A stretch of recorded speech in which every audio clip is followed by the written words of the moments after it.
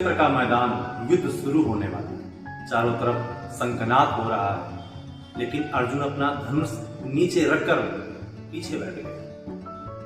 अर्जुन हताश हो गए और बोले, हे केशव, ये कैसा धर्म है जहां विजय के लिए मुझे उन गुरुओं का रक्त बहाना हो, जिन्होंने मुझे चलना सिखाया, उन भाइयों को मारना होगा जिनके साथ में बचपन बिताया। ये विजय, ये राजपाट, ये सब मेरी आत्मा को जला रहा है माधव।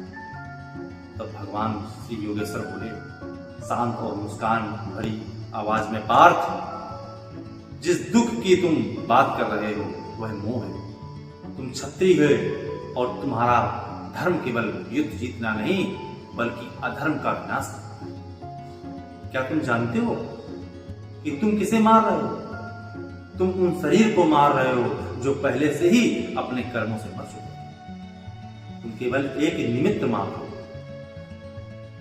अर्जुन, पर केशव, क्या परिणाम के बारे में सोचना गलत है?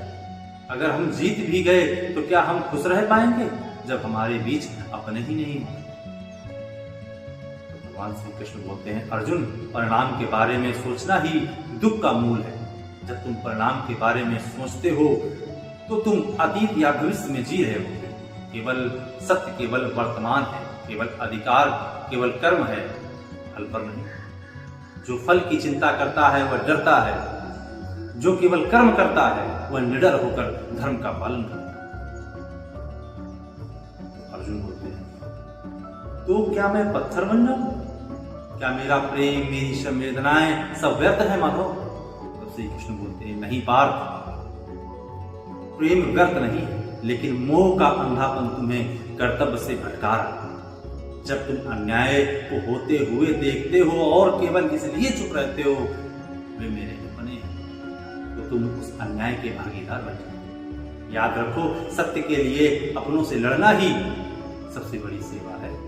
अपनी आत्मा की आवाज सुनो, वह कभी गलत नहीं होती। धनुष उठाओ, क्योंकि कायरता धर्म नहीं। अर्जुन की आंखों में चमक आती है, वे अपना गांडीव उठा लेते हैं। जीवन में अक्सर हम भी अर्जुन की तरह किसी मोड़ पर खड़े होते हैं जहां हमें अपने मन और अपने कर्तव्य के बीच चुनाव करना होता है। हम अक्सर परिणाम की चिंता में अपना वर्तमान खराब कर लेते हैं। याद रखिए, आपकी सफलता इस बात पर निर्भर नहीं करती कि आप क्या कर रहे हैं, बल्कि इस बात पर निर्भर करती है कि आप किस सत्य के लिए खड़े।